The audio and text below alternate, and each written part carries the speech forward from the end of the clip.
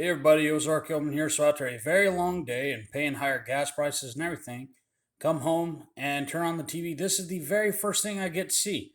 This woke anti-white garbage right there on CNN. You think that the backlash against wokeness has made it go away? Nope, they're doubling down on stupid. It looks like CNN and the media is trying to create another Chaz situation, another summer of love, as if we hadn't already had enough. Because look at the title. Where do we even start with white supremacy? Now let's see what it says. You think I'm being facetious, calling this anti-white or whatever? Nope. Just watch for yourself, and then I will refute it with facts. Avoid the KKK, but the police, you're going to eventually have to deal with the police. Okay, so right off the bat, they compared the police to the KKK. A 2018 Rutgers University study showed that negative media portrayals, which foster fear of black men, were a significant factor in a 5 times higher rate of unarmed black men being shot by police than unarmed white men.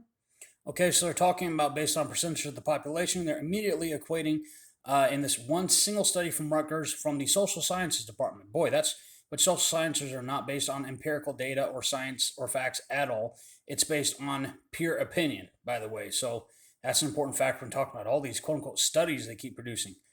But then, is the negative coverage a reflection of reality? Well, statistically speaking, yes. When they talk about so many times more likely, actually doesn't even match up with violent crime stats. Actually, when they showed with officers whether they would use force based on the race of the suspect, they're actually more likely to use force. The suspect's white because they're not as afraid of being called racist. With when you look at violent crime stats, when you look at on top of that resisting arrest, it actually drastically goes up from there. So all of this matches again with the stats of reality. In fact, the media very often goes out of their way, and everybody knows this, goes out of their way to avoid describing the suspect when the suspect of a crime is black. They've been doing this. I mean, they've been doing that for decades, even more so in the last decade. And then a lot of times when the victim is black, also usually the perp is also black. So they try to avoid mentioning the perp so they don't mention the crime and therefore they ignore black victims.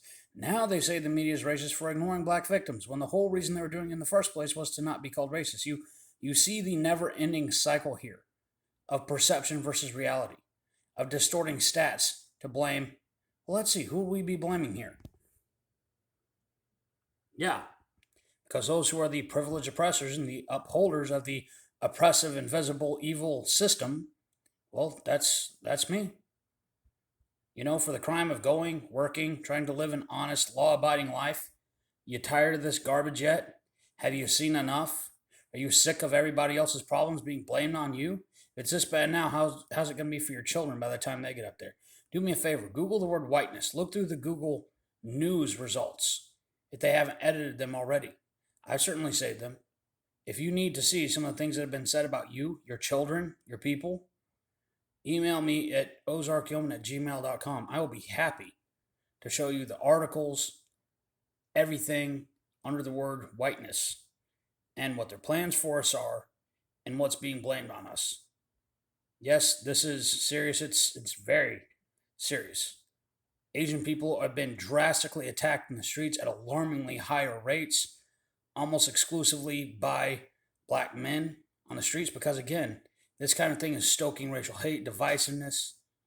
This is being taught and pushed on children. And it's being taught to either make children hate white kids or make white kids hate themselves. It is extremely pervasive. The language is all over the place. It's not just language, it's implemented. It's part of your teaching program at your schools. It's part of the entire revisionist history, just like they changed facts and falsely applied assumptions here about statistics and conveniently left out very important and pertinent statistics. They're doing the exact same thing with the revisioning of history, with racial division, racial guilting, race baiting, everything they're doing here, trying to create another summer of love. This is Ozark Gilman. You'll have a good one.